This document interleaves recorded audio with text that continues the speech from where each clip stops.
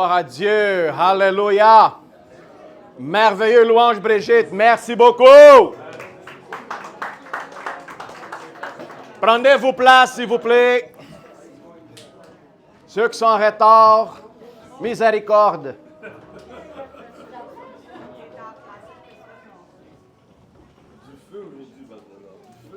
The feu, man. Let's go. I need Jerry. Je ne sais pas si ça marche. OK. Super. Thank you, Jesus. Y en a-t-il de la place pour tout le monde? Je vois qu'il y a des chaises vides à côté ici. Oui, c'est bon. On va aider pour essayer d'accommoder tout le monde. Si on a besoin de rajouter des chaises, quand même en donnant l'espace pour pouvoir passer entre ici au milieu, là, ça serait bien. Vous voyez pourquoi on a besoin de prier pour une église plus grande. Un local, plus d'espace. Je vous dis une chose, plus que le tempéré, plus de monde qui va chercher une réponse. Puis à pointer ton voisin, c'est toi la réponse que la personne a besoin. Pointez ton voisin et dis, c'est toi la réponse que les gens ont besoin. La réponse ne vient pas de centre hospitalier, ne vient pas de la DPJ, ne vient pas du gouvernement. La réponse vient de Dieu. Puis si toi, tu es la bouche de Dieu sur la terre, ils vont te chercher. Vous comprenez? Alors, soyons solides à qu'est-ce que nous croyons. Nous ne sommes pas dans l'existence dans le monde juste au hasard. Si vous êtes ici aujourd'hui, c'est parce qu'il y a un but d'existence. La différence, c'est quoi? C'est de comprendre pourquoi que je suis là. Je demande souvent aux gens des simples questions. Qu'est-ce que tu fais dans le monde? Hein? C'est pas ça qui se passait, Benoît, dans pas long?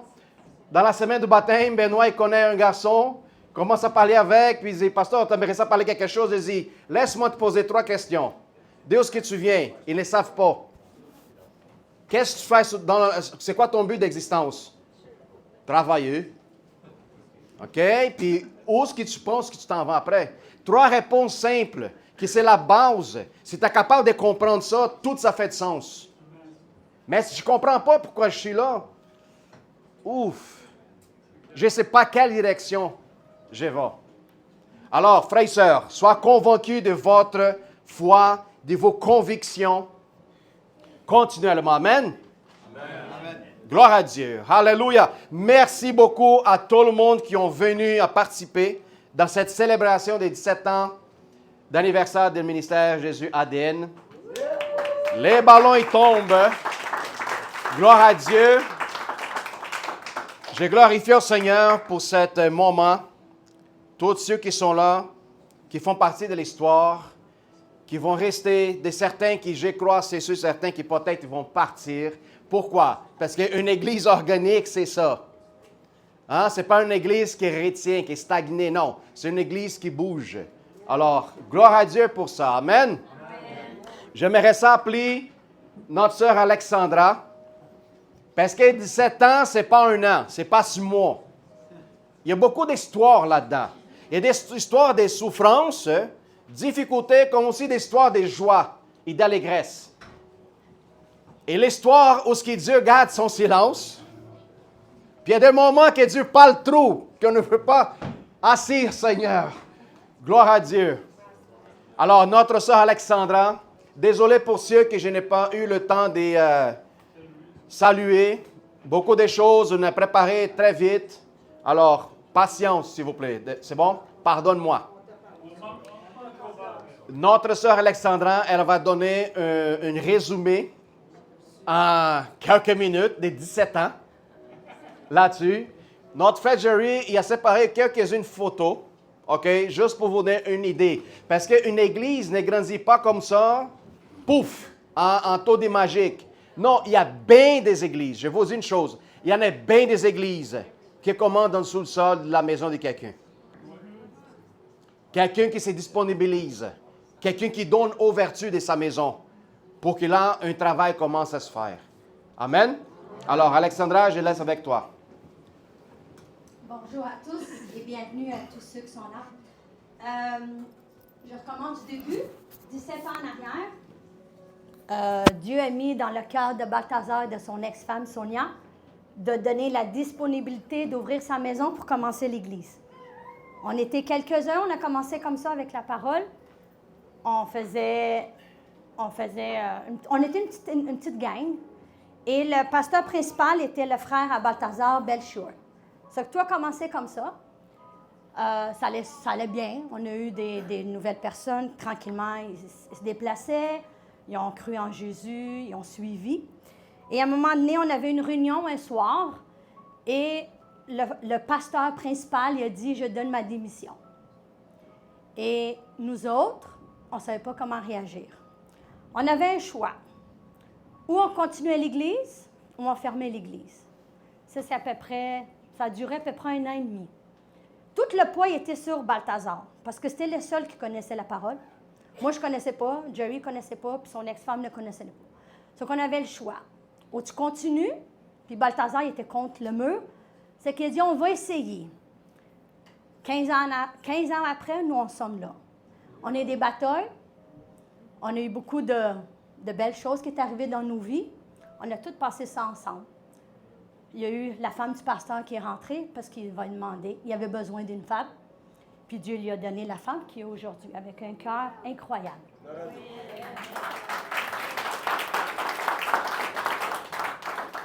En 2019, nous 4, Balthazar, Lee, moi et Jerry, on fait une réunion. On était prêts à fermer l'Église parce qu'on n'avait plus les fonds d'avoir de local. On a toujours eu des comptes à jour. Nos loyers étaient payés, notre hydro était payé, puis on avait un système d'alarme, puis belle. On était toujours à jour, mais on était tout le temps limite. C'est qu'en 2019, on dit, OK, on donne encore 1 an ou on ferme l'Église. 2020 est venu la COVID. Dieu a mis les personnes qu'on avait besoin. Le monde, ils se connaissent qui est venu ici en 2020. Eux autres, ils ont donné leur dîme. Puis aujourd'hui, je peux vous dire que si on est ici, c'est une partie grâce à ces personnes-là qui se connaissent ici, qui sont aujourd'hui ici.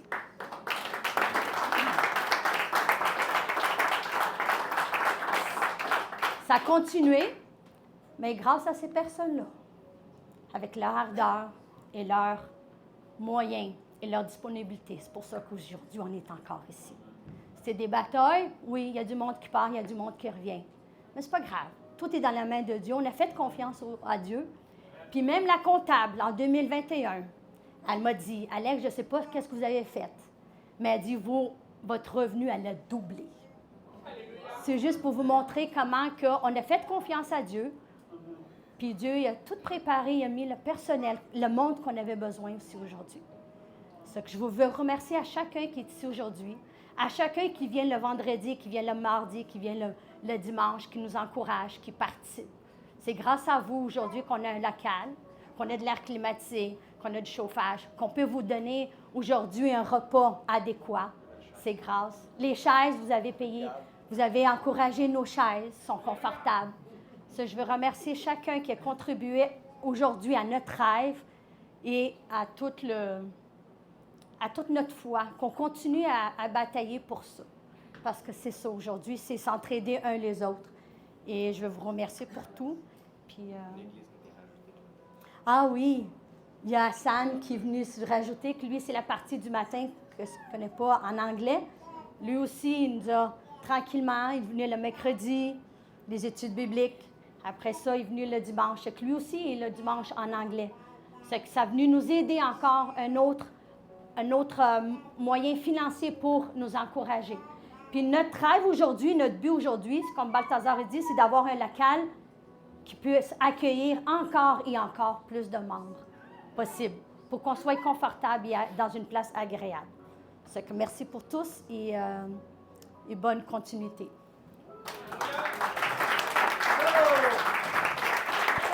Tu m'as mis plein d'affaires.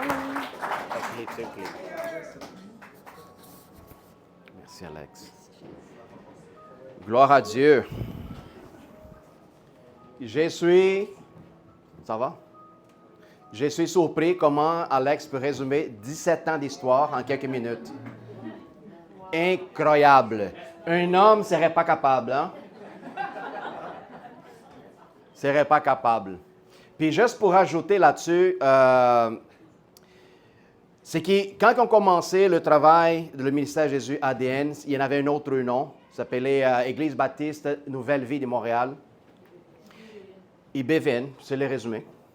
Alors, quand on a commencé le service, le but c'était toujours la communauté portugaise, en portugais. Puis là, on persistait là-dedans. Au point qu'on a fait des annonces dans des journaux portugais. On a envoyé des lettres. On a préparé comme 1000 quelques lettres pour envoyer les adresses de chaque Portugais à Montréal. Puis on a fait des efforts, mais les Portugais, ils résistaient. Nous sommes catholiques. OK, pas de problème. Puis là, ça n'est pas aidé non plus, parce que la prêche était toujours en portugais. À un moment donné, j'ai été en conflit avec les seigneurs. J'ai dit, Dieu, on va faire ta volonté. On va ramener l'espoir aux gens. Alors, qu'est-ce qu'ils ont fait? Puis pendant quelques jours, je parlais avec Dieu, quelques semaines, jusqu'à un moment donné, ma demande, elle a été répondue. Le Seigneur me parle et dit, si je voulais que tu prêches dans ta langue portugais, je te laisserais au Brésil. Tu es une autre nation, d'une langue différente, alors prêche au peuple de cette nation-là. Puis là, ça cliquait. Il m'a donné 2 claques sur la face. Je disais, OK. Puis je vous dis une chose. Prêcher en moi en français, c'était un défi énorme. Premièrement, prendre en avant dans un ministère. Moi, qui étais le gars le plus gêné dans ma famille, impossible. À un moment donné, ça donnait que moi, je prendre à l'avance. Puis une autre chose, prêcher en français. Jamais. Puis tous mes amis, la fraternité, ils savent qu'à un moment donné, je parle, il y a une gaffe qui sort. À un moment donné, je parle, puis les gens, quand ils commencent à rire, je sais déjà que j'ai parlé quelque chose, ça ne marche pas.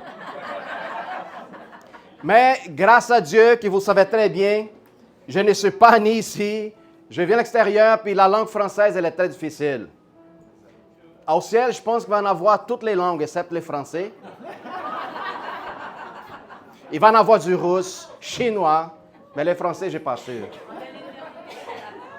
Oui, on a de l'éternité pour apprendre. Merci, Nadia.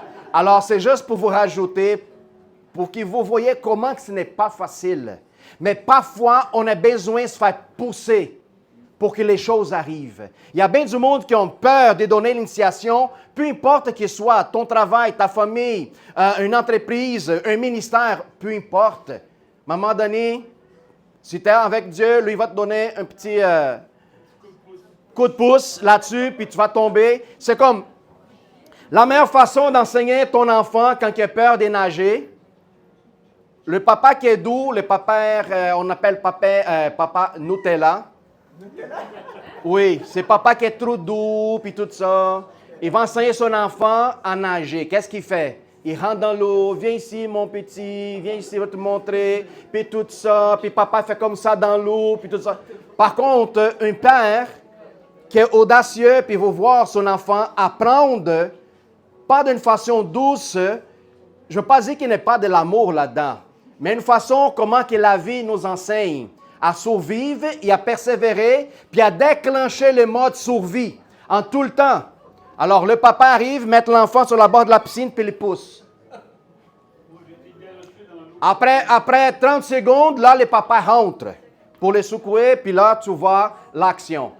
Alors, c'est un peu de même comment que Dieu fait avec nous autres. Il y a bien des gens que Dieu peut-être parle avec toi. Dieu a un plan pour tout le monde, sans exception. Peut-être tu as une vision, peut-être tu as une rêve, peut-être tu as une parole de connaissance ou de prophétique. Mais qu'est-ce qui manque? Avancer. Qu'est-ce qui manque? Déclencher pour commencer et continuer. Parce que je vous dis une chose, Montréal, il y en a de la place en masse. Pour ceux qui veulent garder l'Évangile, qui veulent prêcher la parole, qui veulent recevoir du monde. Comme j'ai dit, ouais, pasteur, mais moi, je n'ai pas une place. Moi, je ne suis pas pasteur. Moi, je ne sais pas prêcher. Moi, je n'ai pas fait un cours théologique. Dites-moi, quels des disciples ont fait des cours théologiques? Personne y a commencé en sachant tout. Non. Savez-vous c'est quoi le plus important avant de commencer? Ce n'est pas la connaissance, c'est la courage. Courage. Puis ça, il en manque beaucoup du monde. Pourquoi? Parce que dans le courage, quand tu vas mettre en avant, il y a beaucoup de monde qui vont te critiquer. Il y a beaucoup de monde qui vont parler mal de toi. Il y a des gens qui vont vouloir que tu tombes. Il y a des gens, quand ils vont vouloir qu'ils te pensent dans une situation mauvaise, ils vont rire dans ta face. Il y a des gens qui vont vouloir attendre toi tomber de telle manière qu'il va le faire plaisir aux autres. C'est ça qui manque beaucoup du monde, courage. Alors, frères et sœurs, je vais vous montrer quelques photos du début de notre service, quand on a commencé.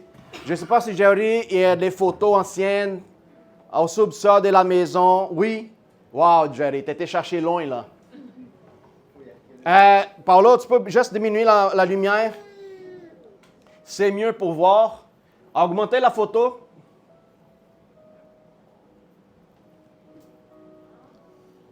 Regarde ça. Ça, c'est dans le sous-sol d'une maison. Non, Brigitte n'existait pas encore. Alors, ça, c'était mon frère, un ami qui aujourd'hui est au Brésil, Josaphat. Ça, c'est moi là-bas au coin. Ça, c'était l'ancien pasteur qui habite à Boston aujourd'hui, un gros ministère. Ça, c'est Teresa, notre sœur, qui est complètement au fond.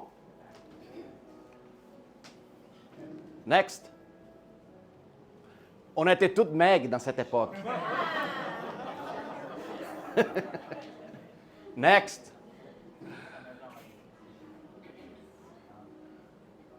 OK. Écoute, il n'avait pas d'iPhone dans cette époque-là. Tu sais, des téléphones intelligents, là, trop bons pour prendre des photos. Alors, vous voyez que toute l'image n'était pas bonne. C'était des flips, des téléphones qui flippaient. Ça, c'est moi en train d'essayer de jouer le piano, là. Ça n'a jamais marché. Moi, je faisais parfois la place à Jerry. Voilà. Est-ce que moi, j'ai changé? Non, je suis pareil, la même chose. Bon, ça, c'est le local à côté. Quand on commençait pour louer la place, le propriétaire de ce bâtiment, c'est un ami à nous autres, un Portugais, qui a la compagnie, puis lui, il fait beaucoup de choses pour nous autres, pour favoriser.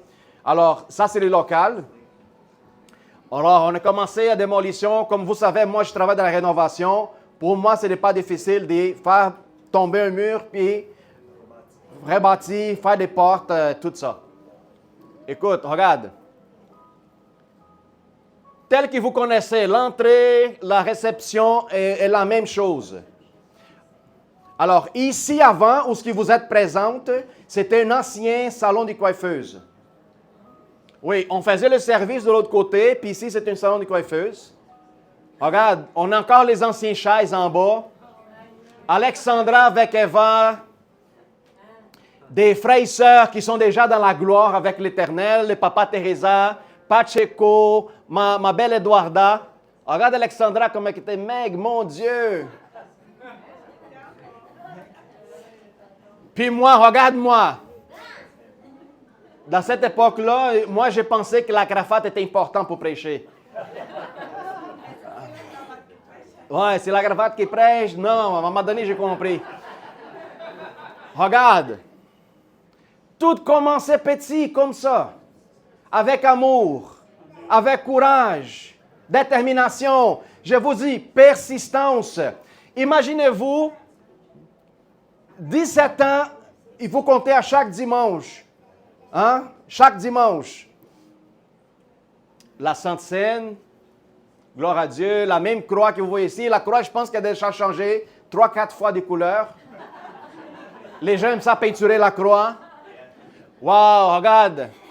Cette femme ici, c'est un exemple de persévérance. Madame Francine, c'est la maman Karine. Oui, la maman Karine. Puis aujourd'hui, Karine est là pour suivre la même foi que sa maman. On a des frères aujourd'hui là-bas, Jean-Philippe qui est au Québec. Jean-Philippe, On dit qu'on ne sait plus... comme on dit, il y a des mondes qui viennent, ils reçoivent, apprennent, puis partent, on ne le voit plus. OK? Mais ça fait partie de notre histoire. Jour de l'an dans l'église. Regarde. Quelle merveille. Ça c'est hier. Wow! Bon résumé, Jerry.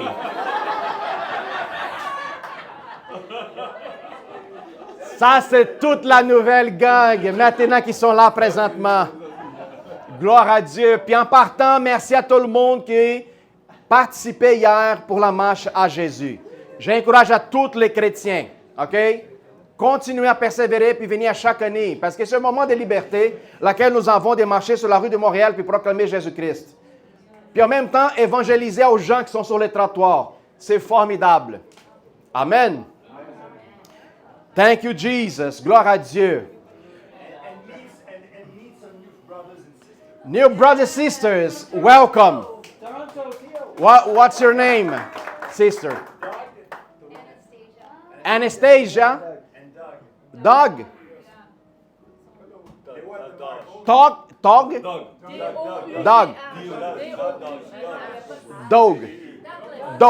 Douglas.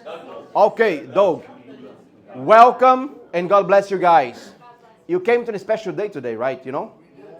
Wow. You're going to eat the Portuguese chicken. Gloire à Dieu. Jean-Bernard est là aussi. Bienvenue, Jean-Bernard. Bienvenue, c'est un ami à Paula. Et aussi le monsieur avec les lunettes. C'est quoi ton nom, mon ami? Samuel. C'est pas la première fois que tu viens ici, non? Oui? Tu es venu avec qui, Samuel? Tout seul, avec tes jambes. Hein?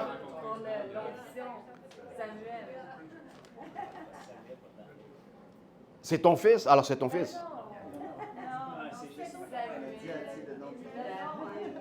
Ah, mélange-moi pas, s'il vous plaît. Gloire à Dieu. Frères et sœurs, écoute bien.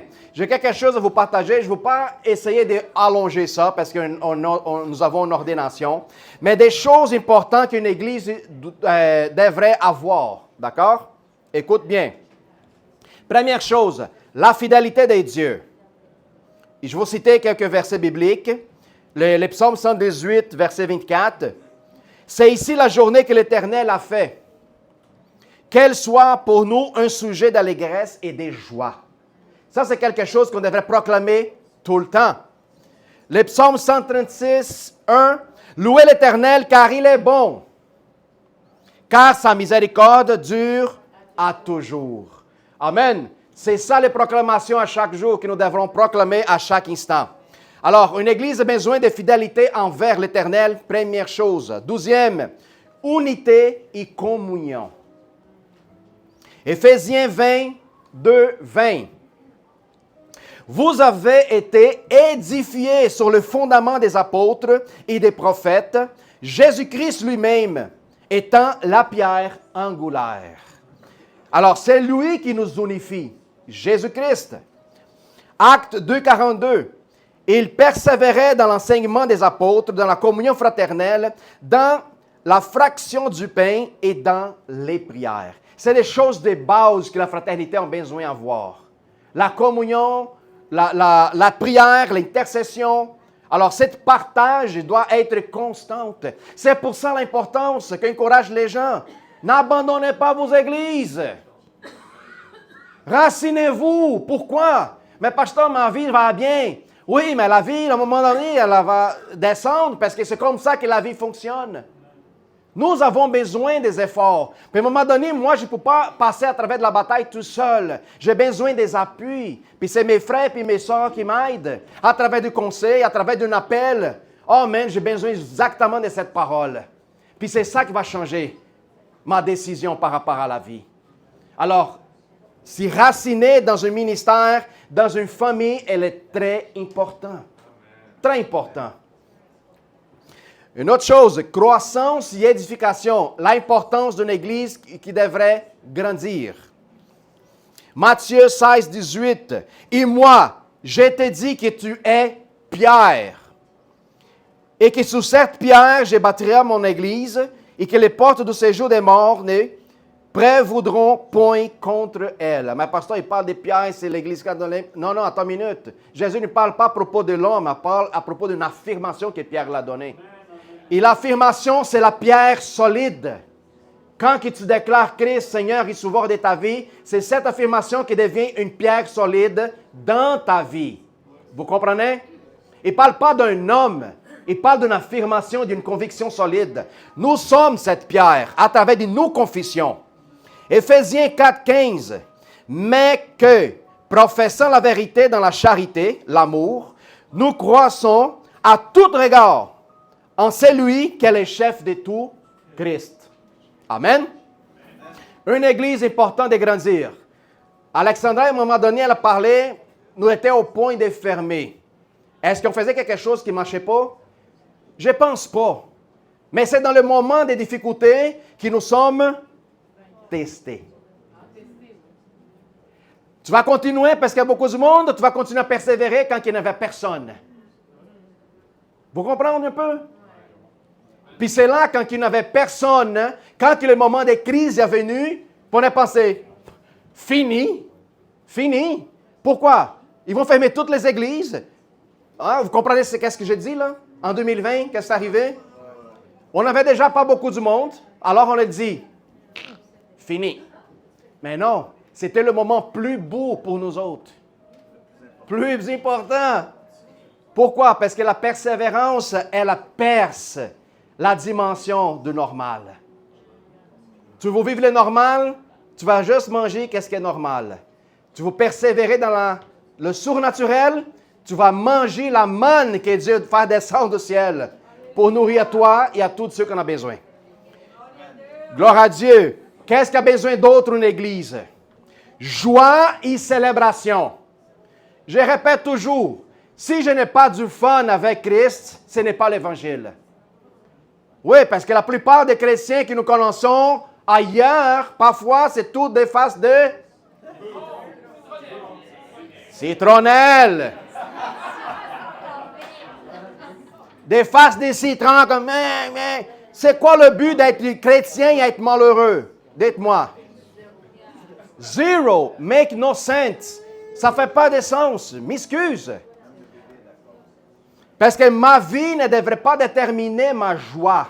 Parce que si ma joie vient de lui, ce n'est pas la circonstance qui détermine. Amen. Alors, une église doit être joyeuse et en célébration. Philippiens 4:4. Réjouissez-vous toujours dans le Seigneur. Je le répète, réjouissez-vous. Puis pour finaliser, d'autres églises ont besoin de causer un impact et un témoignage. Alléluia. Matthieu 5:14. Vous êtes la lumière du monde. Une ville située sur une montagne ne peut pas être cachée. Tout le monde qui passe alentour, il voit la ville, la lumière. Il y a du monde qui habite là-bas. Nous devons allumer Montréal. C'est ça le but de la marche pour Jésus. C'est ça le but d'évangéliser, de partager votre espoir. Votre témoignage de vie est déjà quelque chose d'extraordinaire à le faire. Ma vie, pasteur? Oui, ta vie. Savez-vous combien de personnes qui passent dans la même situation que tu vivais avant d'y connaître Jésus? Avez-vous une idée? Énormément. Aujourd'hui, c'est rare de trouver une personne qui n'est pas anxieuse. Rare. C'est difficile de trouver une personne qui ne prend pas de pilules pour la dépression, pour l'anxiété, pour la... n'importe quoi. Voilà. Parce qu'elle pense que la pilule va résoudre le problème. Non. La pilule, ça va juste mettre un pansement sur le boubou. Il ne va pas guérir. Jésus est le médicament. Le sang du Christ est notre remède. Amen. Matthieu 5:16. Que votre lumière luise aussi devant les hommes, afin qu'ils voient vos bonnes œuvres et qu'ils glorifient votre Père qui est dans le ciel. Demande-y à quelqu'un, tu veux voir Dieu? La personne dit oui, je veux voir, montre-moi. Comment tu vas le faire? On ne peut pas le faire, montrer Dieu de même. La science, c'est juste que Josué cherche Dieu, ils ne sont pas capables de trouver. Pourquoi? Parce qu'ils cherchent dans le mauvais endroit. Savez-vous comment on va trouver Dieu? Quand on voit un homme et une femme véritablement transformés. C'est pour ça que les gens vont voir votre bonnes œuvres. C'est à travers de nous que Dieu s'y révèle. Alors, prenons la décision de devenir ce témoignage puissant sur la terre. Amen. Amen. Gloire à Dieu.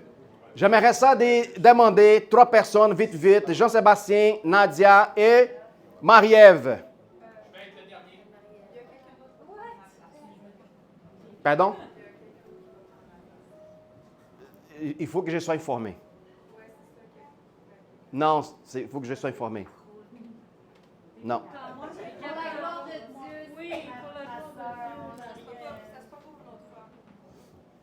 OK.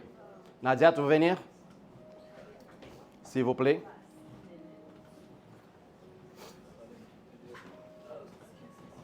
Des gens du comité qui aimeraient ça donner un petit partage. Il y a Nadia, Jean-Sébastien, puis il y a un autre. Françoise? Merci. Du comité. Oui. Merci. Alors, j'ai essayé de garder ça très court.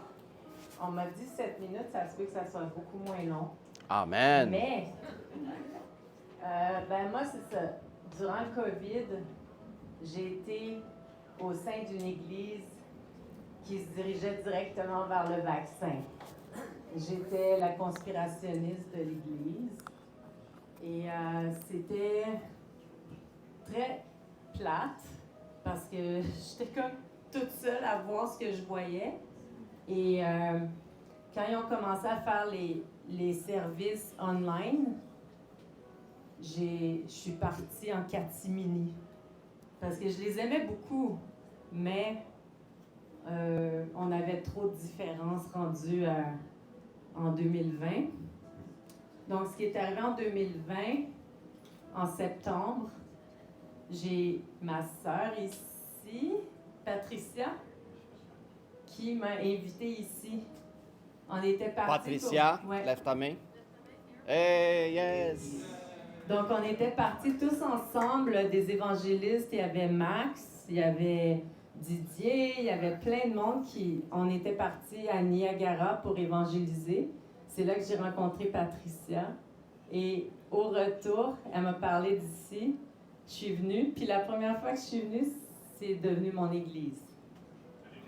Là, tu as trouvé un pasteur conspirationniste. Et j'ai trouvé le pasteur conspirationniste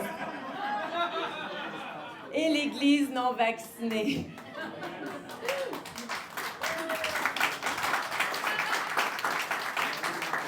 Come on, je trouve que le nom Jésus ADN, ça nous représente très bien parce que on est encore des humains. Alors, fast forward, c'est ça, ce qui m'a attirée ici, c'est l'amour qui se dégageait. J'avais vraiment cette impression que c'était une famille. Dès que je suis arrivée, je me suis sentie accueillie comme jamais dans aucune autre église, puis pourtant j'en ai beaucoup visité. Puis il y avait cette vibe d'évangéliste. Moi, depuis que j'ai commencé dans la foi, que c'était plus fort que moi, il fallait que je partage Jésus aux autres. Puis j'ai toujours eu cet appel-là, même si tout le monde devrait un peu l'avoir. Donc c'est vraiment ça que j'ai trouvé ici, c'est des gens qui aiment évangéliser. En général, la plupart des gens parlent de Jésus autour d'eux. Puis c'est ça, comment cette église-là m'a fait grandir. J'ai trouvé une église qui parle de sanctification,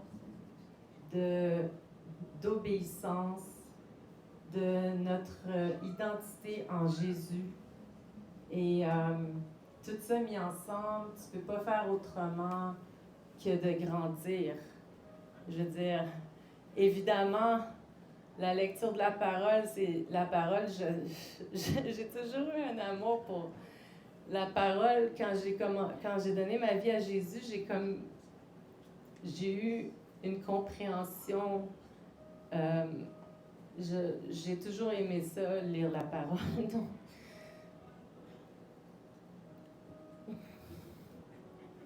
et qu'est-ce que je voulais dire? J'ai eu tellement de belles choses à dire sur les pasteurs ici c'est des vrais bergers. Pourquoi je pleure? Anyway. Une chance que je ne peux pas maquiller des yeux. Anyway. À part ça, ben c'est ça, j'oublie plein de choses parce que là... ben c'est ça. Ah oui, je voulais parler de l'importance d'une personne qui nous invite. Après ça, moi je suis venue ici, j'ai invité Benoît, qui lui a amené d'autres mondes. Moi j'ai amené d'autres mondes qui ont amené d'autres mondes. Donc dans le fond, je suis arrière-grand-mère. Non mais c'est ça, on minimise des fois comment une simple parole ou une simple invitation peut changer le cours d'une vie. Puis on a tous été transformés par la communauté, par l'enseignement, par le nouveau français de notre pasteur. En passant, on aime ça. On aime l'effort qu'eux autres font pour parler français. On aime ça quand ils inventent des mots, c'est riche. Puis les seules fois où on les reprend, c'est quand le sens n'est pas là. C'est la seule fois. Sinon, on aime ça. On trouve ça beau. Oui, très créatif. Alors, je voulais remercier du fond de mon cœur tous les leaders de l'Église ici. Lisa, Balthazar, Benoît, notre chère Françoise. Puis chacun de vous avez contribué à mon grandissement, à me faire grandir. Merci à Brigitte aussi pour ta belle louange. Je trouve ça tellement beau.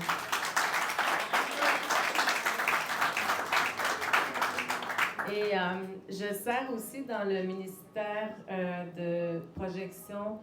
Je voulais dire un gros merci à Jerry qui a tellement toujours été fidèle, patient, toujours là pour répondre à des questions si j'en avais.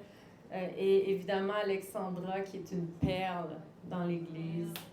Fait que merci Seigneur. Merci Seigneur pour tout le monde, puis que je relâche une bénédiction sur toutes vous autres, sur vos vies, vos finances, vos amours, vos couples. Merci Seigneur pour tout ce que tu accomplis dans nos vies. Amen. Merci Nadia. Gloire à Dieu. Amen, amen. Juste pour être clair, quand on parle à propos des choses qui conspirent, je vais vous donner une idée, c'est quoi? OK? Tout qui conspire contre quoi, pasteur? OK? Dieu est quoi, Dieu? La vérité? La vérité conspire contre quoi? La mensonge. Alors, c'est juste pour vous donner un aperçu, c'est quoi? Conspirer contre la mensonge, c'est régner de nouveau pour vivre la vérité. Alors, c'est ça la différence que le monde, parfois, ne comprenait pas. Puis, ça, la réalité de tous les nouveaux nés en Christ, qui décident de suivre à Christ plutôt que vivre le système. C'est ça que ça va dire. Amen? Amen. Bonjour tout le monde. Moi, en 2020, j'étais dans des églises maison parce que je suis né en 2020. pas de ma mère, là, tu sais, Seigneur. Puis, quand je suis né de nouveau, ben moi, je connaissais pas les églises. Puis où est-ce que je suis né, c'était toutes des églises maison, puis c'était un mouvement un petit peu différent. On a essayé de faire une église maison qui a échoué. C'est ça. Puis, moi, pour les personnes qui ne le savent pas, j'ai été baptisé chez Benoît. C'est Didier qui m'a baptisé, mais c'était tout ça que j'ai fait chez Benoît. Benoît m'énervait énormément. J'étais pas capable de l'endurer. C'est vrai. J'étais pas capable de l'endurer parce qu'il y avait trop de paroles de Christ qui sortaient de sa bouche. Puis j'étais pas encore assez clean. Fait que ça m'énervait. Puis, au fur et à mesure que j'ai grandi, je commençais à écouter ses lives. Puis ça me nourrissait énormément. Puis ça a changé ça. Il m'énervait plus. Puis j'étais assoiffé. J'étais comme, ouais. J'ai demandé un jour s'il allait à une église parce que moi, j'avais plus nulle part où aller. Puis il me dit que oui. Il venait ici. Puis j'ai été invité, comme Nadia a dit. Hein, ça a été de fil en aiguille. J'étais arrivé ici, puis j'étais parfait. À mes yeux. Puis le Seigneur commençait à pointer des affaires. Puis à me montrer que, en fait, j'étais pas parfait. Puis je vois déjà la différence depuis que je suis arrivé à aujourd'hui. Puis il va y avoir encore de gloire en gloire d'autres choses qui vont se passer, j'en suis certain. Quelque chose que le pasteur a poussé, orgueil, tenue vestimentaire. Pas pour qu'on soit beau pour l'extérieur, mais quand je me regarde dans un miroir, je vois plus l'ancien Jean-Sébastien, j'en vois un nouveau. Je me sens mieux dans comment je suis habillé, parce que j'ai moins l'air... pas que j'avais l'air d'un itinérant. Je vais rester gentil, mais j'avais pas l'air de ce que j'ai l'air en ce moment-là. Ça fait aussi que ça augmente la confiance en soi. Quand tu te vois dans un miroir puis que tu fais comme « Voyons, t'es pas un homme d'affaires, t'es un camionneur, mais t'as l'air d'un homme d'affaires. » Ben, ça change la mentalité. Puis c'est ce que j'ai trouvé ici. C'est une église d'agrandissement qui nous agrandit. T'es pas d'accord, c'est pour ça? Non. J'ai envie de pleurer.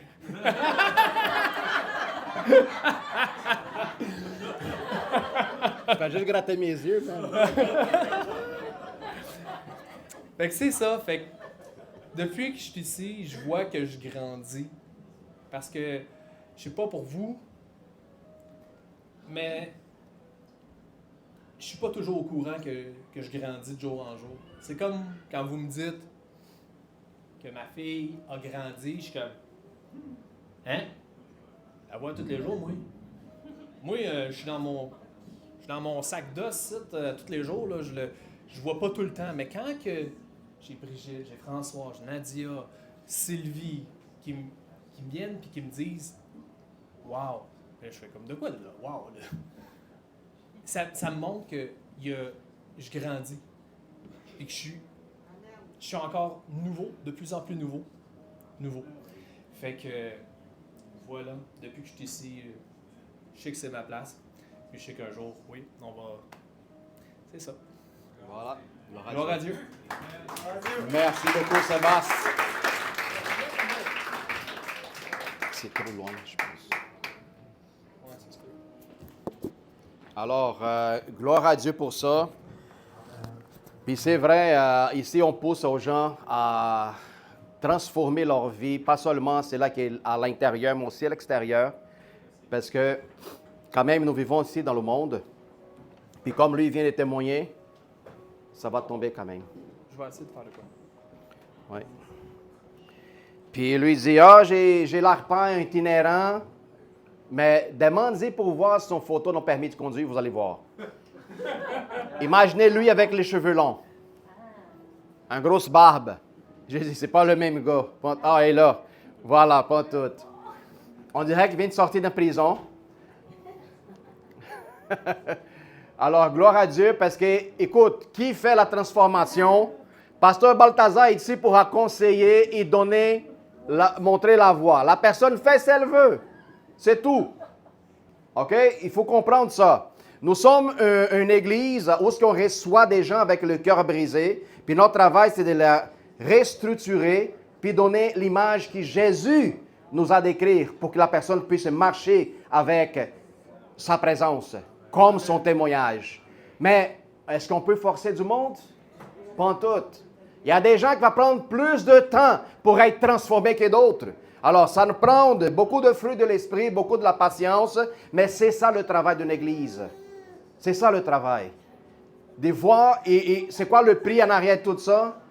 À ça aussi que pasteur, c'est de voir justement la transformation de la personne. Quand quelqu'un voit la personne quelques années plus tard et dit « Wow, tu n'es pas le même gars, tu n'es pas la même femme, la fille qui a rentré ici 3-4 ans en arrière. » Pas tout. Tu deviens reconnaissable. Même les gens de ta famille disent « C'est pas la même personne, pas tout. » La façon que tu apparais, puis même la façon comment tu parles. C'est différent. Amen, gloire à Dieu. C'était parfait de témoignage dans le timing. Excellent. Alors, j'aimerais ça d'appeler mon frère Benoît Bouleris, parce qu'aujourd'hui, ce n'est pas seulement l'anniversaire de l'Église, 17 ans, mais nous avons aussi une ordination pastorale. Oui, gloire à Dieu.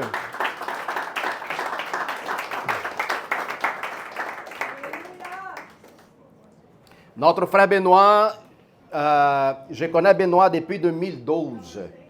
Puis même avant ça, 2012, Benoît, depuis qu'il était un enfant, il prêchait déjà. Il me racontait son témoignage, il prêchait aux vaches, il prêchait aux oiseaux de champ, il prêchait à les chèvres, c'est ça? Dans la ferme. Plus ou moins. Non, mais qu'est-ce que je veux dire là-dedans, c'est que Benoît a commencé déjà à avoir l'expérience avec Dieu encore jeune. Alors, tout ça, il va pouvoir vous raconter, mais je connais lui depuis 2012, tel qu'évangéliste, un homme de Dieu. Je connais son intégrité. Il est arrivé ici en 2020, 2021? 2021. Je vois sa dédication, son application, son zèle par rapport à la parole de Dieu. Alors, ce n'est pas l'homme qui ordonne notre homme. Il faut comprendre une chose. Il y a bien du monde qui vont dans l'université pour devenir quelque chose. Contrairement à quelqu'un qui est appelé pour Dieu. Ça fait toute la différence. Alors, on voit que Benoît, à travers de son zèle, sa persévérance, sa dédication, ses efforts, sa courage. Alors, aujourd'hui, Benoît, on va donner un bain d'huile sur Benoît pour leur donner pasteur, deuxième pasteur ici du ministère Jésus ADN, toujours dans le but de vouloir grandir. Grandir, expandre, des pouvoirs meilleurs, servir. OK? Parce qu'une seule n'est pas capable de donner l'assistance à tout le monde en même temps. Alors, je vais donner de la job à Benoît. Hein? Je vais passer mon agenda à Louise et occupe-toi de ça. Gloire à Dieu. Avec une grande responsabilité aussi vient un grand pouvoir là-dedans. Avec un grand pouvoir vient une énorme responsabilité. Puis travailler avec des vies, c'est la responsabilité plus précieuse qu'un homme pourrait avoir dans la vie. OK? J'aimerais ça ici parler quelques versets pour vous autres. 1 Timothée 3, 1, 7. Cette parole, elle est certaine. Si quelqu'un aspire de la charge d'évêque, il désire une œuvre excellente. Fût donc l'évêque qui soit irréprochable, mari d'une seule femme, noble, modère, réglé dans sa conduite, hospitalier, propre à l'enseignement. Benoît, chaque mercredi, donne l'enseignement sur le Facebook de l'Église. Des enseignements extraordinaires. Jean-Sébastien pourrait témoigner sur ce qu'il a fait ici. Il a pris avec leur enseignement à chaque semaine. Il faut qu'il ne soit ni donné au vin, ni violent, mais indulge, pacifique, désintéressé. Il faut qu'il dirige bien sa propre maison et il tient ses enfants dans la soumission et dans une parfaite honnêteté. Puis je vais voir Benoît, parfois, il partage par rapport à la façon comment il traite. Il s'en occupe de ces deux gars, puis c'est extraordinaire. T'as de la patience. Alléluia. Comme prendra-t-il diriger sa propre maison, comprendra-t-il soin de l'Église des dieux? Alors, il ne faut pas qu'il soit un nouveau converti, de peur qu'il s'enfle son orgueil et ne tombe sous les jugements du diable. Il faut aussi qu'il reçoive un bon témoignage des cieux et des dehors, afin de ne pas tomber dans l'opprobre et dans les pièges du diable. Si je vous demande par rapport à votre connaissance, qu'il soit à long terme ou à court terme, que vous connaissez notre frère Benoît, quel témoignage par rapport à sa vie vous pourrez nous donner? Parce qu'il faut remarquer une chose très importante. Benoît n'est pas là juste parce que je le trouve lui cute. C'est basé dans ses efforts de qu'est-ce qu'il lui donne en service à vous autres. L'assistance qu'il est en train de donner. Les paroles de confort. Quelqu'un qui vient avec une question, puis Benoît est là pour répondre, pour donner la direction qu'il vous demande. C'est à travers de qu'est-ce que vous voyez, lui, comme un homme de Dieu, laquelle lui est ici présent aujourd'hui. Alors, le témoin des gens de l'Église, comme c'est là qu'il les voit à l'extérieur, compte énormément pour lui. Énormément. On pourrait réciter ça à Benoît. C'est vraiment peur. Oui. Voilà, les fruits spirituels. 1 Pierre 5, 1, 4. Voici l'exhortation que je dresse aux anciens qui sont parmi vous. Moi, ancien comme eux, témoin et souffrance de Christ et participant de la gloire qui doit être manifestée. Paisez les troupeaux de Dieu, qui est sous votre garde, non par contrainte, mais volontairement, selon Dieu, non pour un gain sordide, mais avec dévouement. Ah, j'aime vous autres. Dévouement. Dévouement. Troisième, non comme dominants sur ceux qui vous sont échus en partage, mais en étant le modèle du troupeau. Et là, hein? Verset 4, « Et lorsque le souverain pasteur paraîtra, vous habitera la couronne incorruptible de la gloire. » Alléluia. Un autre Benoît, Éphésiens 4, 11 à 15. « Et il donne les uns comme apôtres, d'autres comme prophètes, un comme évangélistes et d'autres comme pasteurs et docteurs, pour le perfectionnement des saints, en vue de l'œuvre du ministère et de la édification du corps de Christ, jusqu'à ce que nous soyons tous parvenus à la unité de la foi, de la connaissance du Fils de Dieu et l'état de l'homme fait, à la mesure et les statuts parfaits de Christ. Tu penses-tu que c'est facile de faire ça? Tu as une idée d'où est-ce que tu es en train de rentrer? Oui? La moitié de ma tête, là, vous voyez de cheveux blancs? C'est mes enfants. L'autre moitié, c'est vous autres. Voilà. T'es prêt? Alléluia. Éphésiens 4. C'est ça. Donnez comme aux apôtres pour la perfection, les statuts parfaits du Christ, afin que nous ne soyons plus des enfants, flottant, emportés dans tout vent des doctrines, par la tromperie des hommes, par leur rousse, dans les moyens de séduction, mais que professant la vérité dans la charité et l'amour, nous croyons à tout regard à celui qui est le chef encore, Christ. Alléluia. Avec le dernier, Tite 1, 6 à 9. S'il trouve qu'un homme irréprochable, mari d'une seule femme, ayant des enfants fidèles, que ne soyez ni accusé de débauche, ni rebelle, car il faut que l'évêque soit irréprochable comme un homme de Dieu, qu'il ne soit ni arrogant, ni colère, ni donné en vain, volant, porté au gain déshonnête, mais qu'il soit hospitalier, ami des gens des biens, modéré, juste, saint, tempérant, attaché à la vraie parole, telle qu'elle était enseignée, afin d'être capable d'exhorter selon la sainte doctrine et de refuser les contradicteurs. Amen. Gloire à Dieu. Alors, Benoît, c'est des descriptions claires à propos d'un homme qui prend de la position à laquelle Dieu l'appelle. Amen. On sait toujours que ceux qui ont une position plus là-dessus dans le corps de Christ, ils ont aussi une responsabilité de répondre devant Dieu, avec un poids des responsabilités beaucoup plus lourdes de ceux qui sont à l'écoute. Alors, la position, elle est vraiment pas facile, je vous dis, mais il est aussi plaisant, énormément plaisant. Amen. Il y a une autre occasion, laquelle Pierre, complètement brisé, Jésus se rapproche de Pierre. Il lui dit, Pierre, tu m'aimes-tu? J'aimerais ça que toi, Benoît, laisse-moi voir si elle est là. Je pense que je ne l'ai pas écrit là-dessus. OK. Jésus arrive, Pierre, puis il lui demande, Pierre, tu m'aimes-tu? C'est quoi la réponse de Pierre? Oui, Seigneur. Oui, je t'aime. Puis Dieu te parle, Benoît. Prends soin de mon troupeau.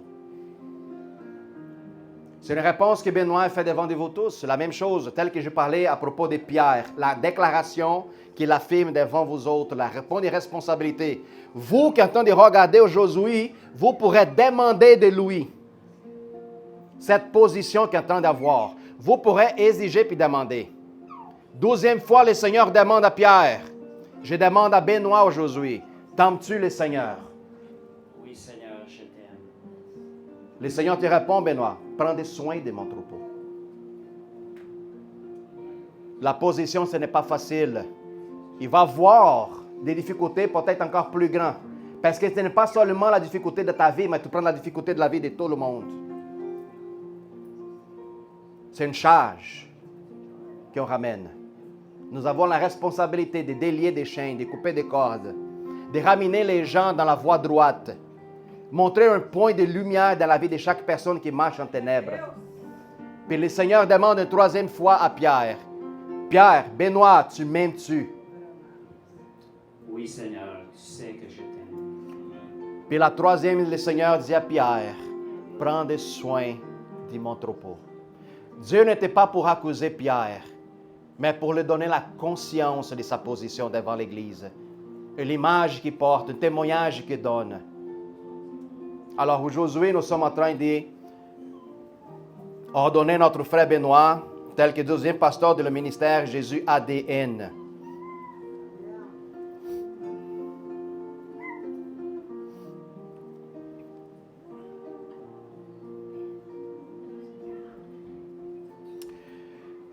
J'ai une chose de plus à annoncer, ce n'est pas seulement un peu la responsabilité. Lui, il y a beaucoup plus de responsabilités envers vous autres.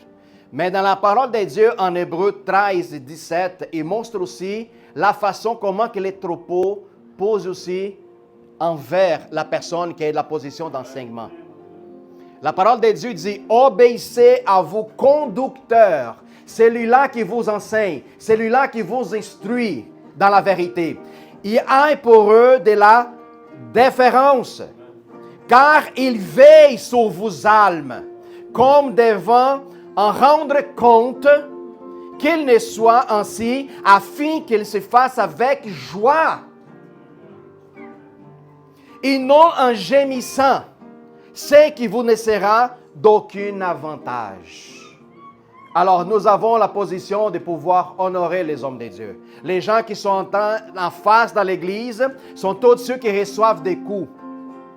Les troupeaux, quand on commence à recevoir des coups, quand on commence à se faire persécuter par des loups, qu'est-ce qu'ils font? Ils se cachent en arrière du berger. Puis c'est là le berger commence à recevoir des coups, commence à peser son troupeau, commence à recevoir des flèches. Pasteur, prie pour moi. Oui, je vous prie, mais ici, donne la responsabilité au troupeau de le faire. On voit parfois la vie d'un pasteur. Waouh, le pasteur est cool, il est toute l'attention. Waouh, waouh. Mais vous n'avez aucune idée du point de responsabilité. Le temps des souffrances et aussi des joies, autant aussi qu'on passe en prière, en nommant chaque personne dans ses difficultés, pour que vous puissiez réussir, chacun de vous autres, pour que la gloire de Dieu soit manifestée dans notre vie. Alors, vous aussi avez une responsabilité vers mon frère Benoît. Amen. Amen. Gloire à Dieu.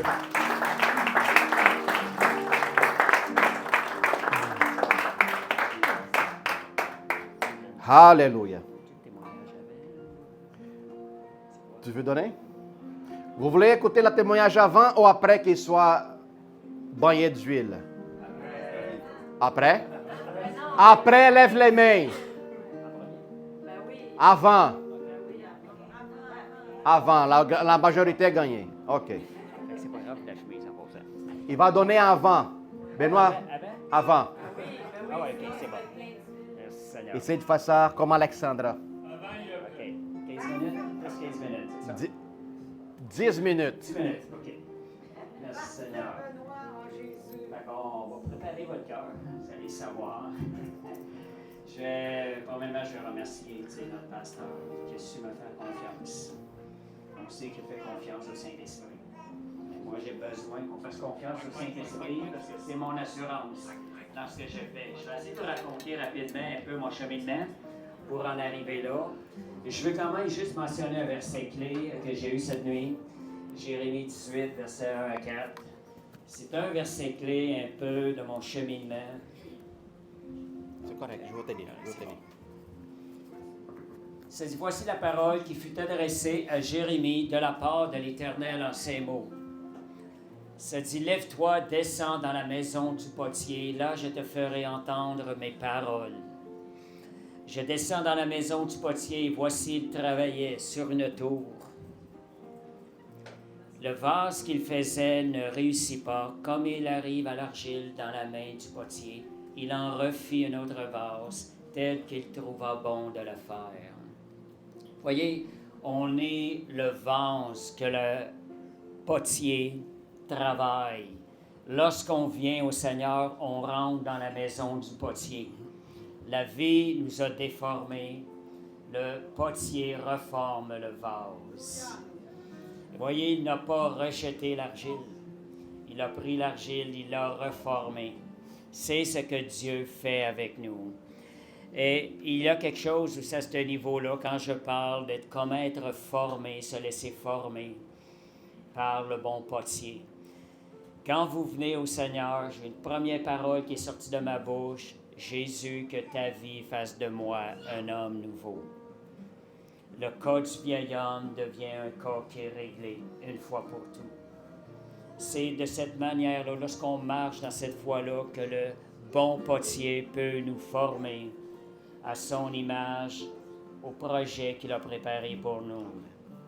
J'ai passé de ces situations-là, c'était la grosse formation, d'apprendre à ne plus regarder à moi-même. Cet homme-là, Dieu va régler son cas. Une parole que Dieu m'avait donnée, à chaque fois que tu regardes à ton vieil homme, que tu t'en fais pour le vieil homme, tu es en train de lui redonner la vie, quand moi j'ai déjà réglé son cas, 2000 ans déjà à la croix. Ça, c'est une réalité. Étant devenus, rentrés dans la maison du potier, nous sommes devenus au service du Seigneur. Nos yeux doivent être sur servir le royaume de Dieu. C'est ce que j'ai appris. La première fois, je me rappelle, quand j'étais dans une petite réunion de prière, ça faisait 3 mois qu'on avait parti de la réunion de prière. On arrive un mercredi, le leader n'était pas là, c'était Sarah Plançon. La personne arrive là, elle me dit à la fin de la réunion, « Benoît, la semaine prochaine, c'est toi qui emportes l'étude. T'as pas le choix, le leader a parlé. » Moi j'étais vraiment quelqu'un tout le temps en arrière. Il n'était pas question que j'aille en avant des gens. Je regarde comment Dieu est venu me chercher. J'ai pas été capable de répondre non, parce que j'ai dit au cas que ce serait le Seigneur. Mais dans ma tête, c'est une attaque du diable. diable, comme si le diable me disait, regarde, tu le voulais, tu désirais des choses de Dieu, tu vas voir, tu vas planter. Voyez comment Dieu vient nous chercher. Mais j'ai laissé une petite place ouverte. J'ai dit, Seigneur, c'est vraiment de toi. Je te donne 8 jours pour me le confirmer, parce que c'était dans 8 jours. Et j'ai vécu une paix surnaturelle pendant 8 jours. J'ai même reçu une parole, ma paix sera le signe que c'est moi qui t'envoie, sans que les gens sachent que j'avais posé aux questions. Et 2 semaines après, j'apporte l'enseignement, je me tourne vers mon frère, on était des gens extrêmement gênés. J'ai dit, watch-toi, c'est toi le prochain. Mon frère, il dit, non, jamais. Arrive le temps, on revient à moi encore. J'ai dit, comment ça, encore moi? Voyons, ma Dieu vient nous chercher. Le samedi d'après, je m'en vais à l'assemblée. Dieu utilise nos paroles des fois pour nous faire comprendre des choses. Je dis à la personne, à soir, je m'en vais rencontrer le Saint-Esprit. Et arrivant dans l'assemblée, j'étais dans l'atmosphère du ciel, dans les louanges. Tout était comme surnaturel. Arrive l'enseignement, c'était fait quelque chose de nouveau. Et je sens le doigt de Dieu qui tourne sur moi ici. Puis il me dit, c'est toi que j'appelle. Puis il me l'a répété 3 fois.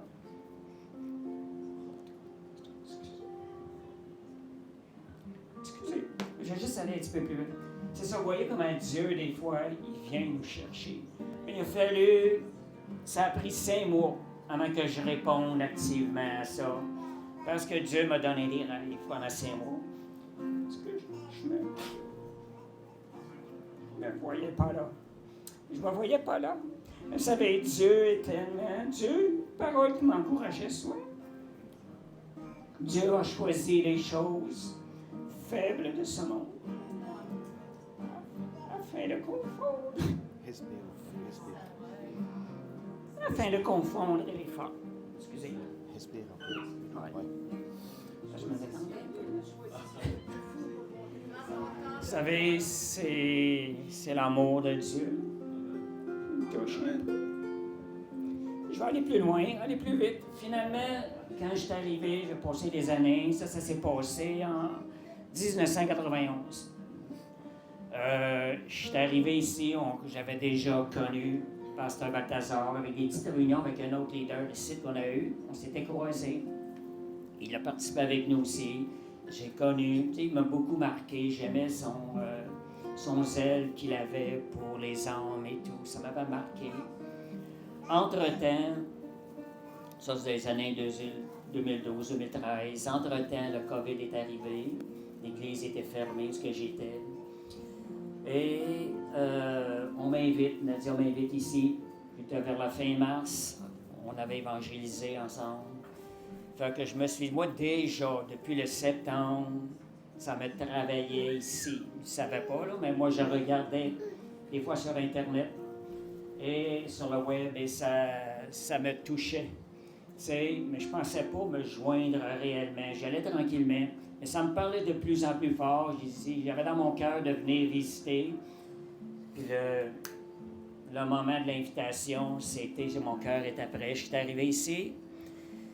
Et en arrivant ici, parce que moi, comme vous dites, j'ai toujours été un peu à l'arrière. Hein. J'ai donné des enseignements dans des petits groupes de prière pendant des années. Mais d'aller en avant ici, de parler devant une foule, c'était pas mon fort. Il me fait faire la prière pour les offrandes. Le premier jour que c'est arrivé ici, j'étais comme pris au pied du mur, j'ai prié devant l'Assemblée. Et quelques semaines après, je pense, ou quelques mois, je pense peut-être 1 mois ou 2 mois, je ne suis pas certain, il me demande d'apporter une parole en avant. Moi, je prenais au sérieux la chose. Dans mon cœur, j'ai pensé qu'il m'avait demandé de prêcher en avant. Je n'avais jamais avancé en avant, mais j'avais une paix surnaturelle qui était sur moi, et je ne comprenais pas pourquoi. Et finalement est arrivé le chant, puis là, j'ai compris que c'était une parole qui était là pour 10-15 minutes. Après ça, j'étais allé me retirer. Mais ce sont tous des pas de foi qui, pour moi, mon pasteur a fait, qui m'ont permis d'avancer, de moi-même prendre la foi, puis d'avancer. Il est arrivé un petit peu plus tard, le live. Commencer à faire des lives. Moi, me faire dans une vidéo, me filmer ces choses-là, Jamais ça ne m'était venu à l'idée. C'est pas quelque chose que j'aurais été par moi-même. J'ai appris à avancer par l'obéissance sans savoir ce qui arriverait par après. Puis finalement, les lives ont commencé d'une manière continuelle. J'ai tellement appris dans les lives moi-même comment Dieu fait les choses. Et voyez, puis je vois là-dedans comment... Moi, je vous encourage aussi, la parole que j'ai dit tantôt, là, c'est pour tout le monde, là. Le bon potier. Apprenez à lui faire confiance. Laissez-vous transformer par le bon potier. On est tous devenus des vases entre ses mains et Dieu veut faire de nous des vases d'honneur. Nous sommes le chef-d'œuvre de Dieu. Ne rabaissez jamais l'œuvre que Dieu est en train de faire à l'heure actuelle dans vos vies. Je vous encourage à continuer, puis je vais terminer aussi par... déjà, j'ai même ici quelquefois porté l'enseignement en avant, mais combien de transformations j'ai vécues depuis mars 2021, mars-avril 2021, jusqu'au moment. Sébastien nous a parlé de l'habillement, la manière de s'habiller. Le Saint-Esprit me parlait jusqu'à ce que 2 sœurs viennent me parler. Personnellement, étant toute mal à l'aise, mais le Saint-Esprit avait déjà tout préparé. J'attendais ce petit clic-là et notre pasteur est venu aussi. Vous pensez peut-être que c'est une petite chose, mais ça a un gros impact dans ma vie. Nous sommes le corps de Christ. Nous sommes le temple du Saint-Esprit. Et merci Seigneur, Dieu m'a fait cheminer avec ça jusqu'à aujourd'hui. Il y a 2 semaines déjà, tu m'as annoncé ça, que tu devais me ordainer comme pasteur. Fait que c'était une surprise pour moi. Fait que merci Seigneur, Dieu a ouvert le chemin devant moi sans que moi-même, moi je suis toujours prêt à laisser la place à d'autres, mais le Seigneur m'a fait grâce. Fait que merci Seigneur. Je veux remercier une dernière chose aussi. Je vous disais pour la foi de notre pasteur. Jamais je n'ai connu, ça fait des années, je vais dans les églises, je n'ai jamais vu un pasteur faire autant confiance au Saint-Esprit, de l'œuvre du Saint-Esprit à travers ses brebis. C'est la plus beau, c'est la plus belle des qualités. Merci Seigneur. Et je remercie aussi Lisa, le cœur qu'elle a pour le Seigneur. C'est tellement beau. Dieu est allé la chercher au Brésil. Il l'a amené. Quel cadeau. Fait que merci Seigneur. Dernière chose encore, vraiment la dernière. Ce que j'aime de cette assemblée, je regarde beaucoup ça. Certains ceux qui connaissent, là, vous pouvez voir l'intégrité, la droiture de notre pasteur, de sa femme. C'est vraiment quelque chose. Je remercie le Seigneur. Et ça l'influence notre marche avec lui. Ils sont une influence tellement grande pour nous. Nous sommes ici, nous avons confiance à cause de l'intégrité et de la droiture que l'on voit dans leur vie. Fait que merci Seigneur et merci tous pour ceux qui m'ont encouragé. Beaucoup de personnes ici, le temps que j'étais ici, vous ne savez peut-être pas, mais vous avez été un encouragement. Beaucoup de personnes. On a besoin de l'appui des gens, de l'encouragement. Il y a beaucoup de personnes dans la salle, dans l'assemblée, qui ont été un encouragement pour moi. Des fois par une parole, juste un sourire, une chose de vous donner. Que merci Seigneur pour votre amour. Amen.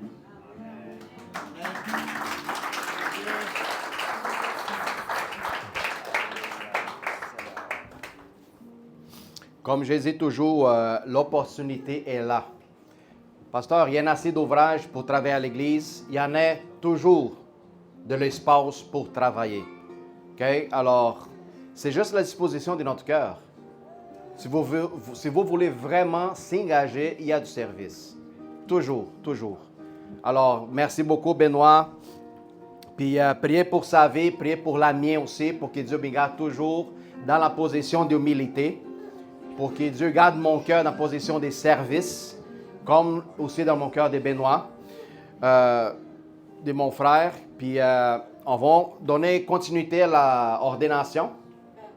Amen. Gloire à Dieu. Mon frère, j'aimerais ça que tu te mets ici devant un genou, s'il vous plaît. Non, face à l'assemblée. Je vais faire quelques déclarations. Puis ensuite, après, frères et sœurs, on va finaliser. Je sais que vous avez peut-être faim. Ça sent le poulet portugais. Gloire à Dieu. Alléluia. Ça, c'est une représentation symbolique seulement. Parce que le vrai versement vient de l'Esprit de Dieu. Amen. Gloire à Dieu.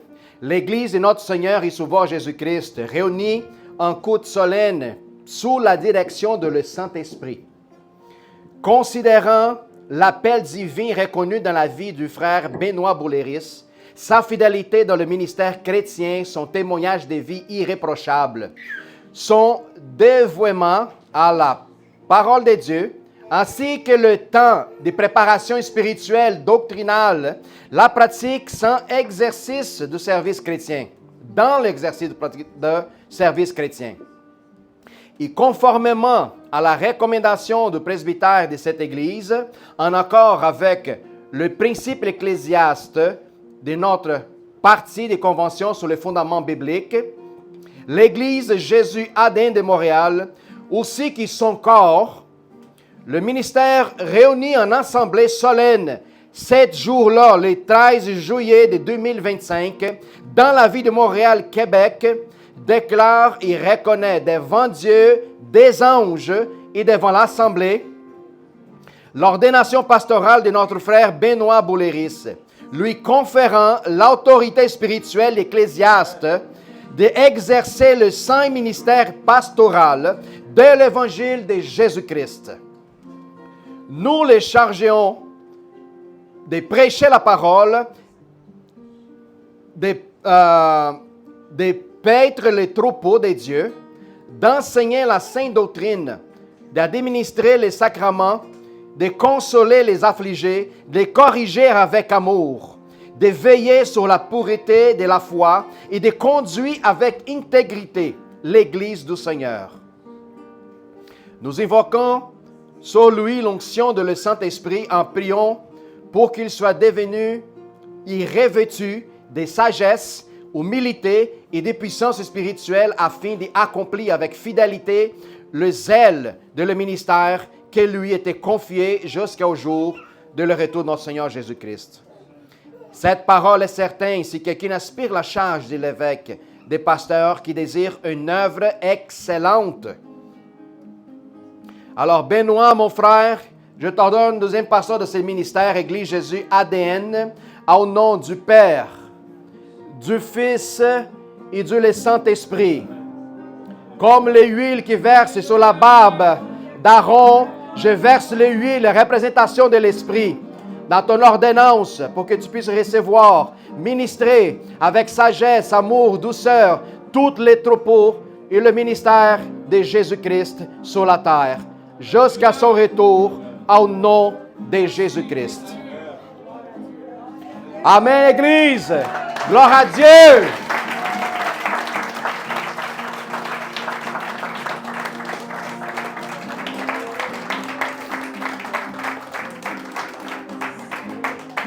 Gloire à Dieu. Alléluia.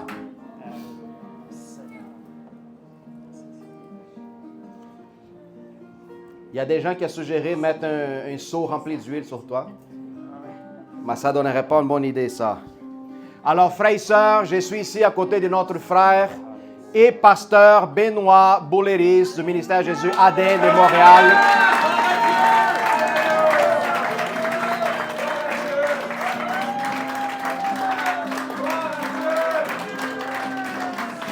Lui tient responsable de vous autres. Il vous tient responsable aussi de sa vie. Notre frère Benoît a besoin de prières parce que nous, telle que la position que nous étions, nous recevons souvent des attaques. Alors, nous avons besoin de prières, de support de vous tous, parce qu'une église n'est pas simplement un homme qui prêche en avant. L'église s'appelle le corps du Christ. C'est en unité. Amen. Gloire à Dieu. Alléluia.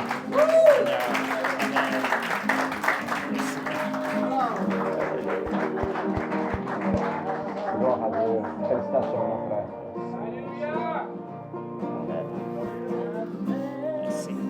Pour tous ceux qui aimeraient ça, prendre un peu d'huile d'onction, viens ici sur la tête de Benoît. Puis mettre sur vous autres au nom de Jésus. Amen. Gloire à Dieu, que l'Éternel soit loué. On va finaliser avec une prière.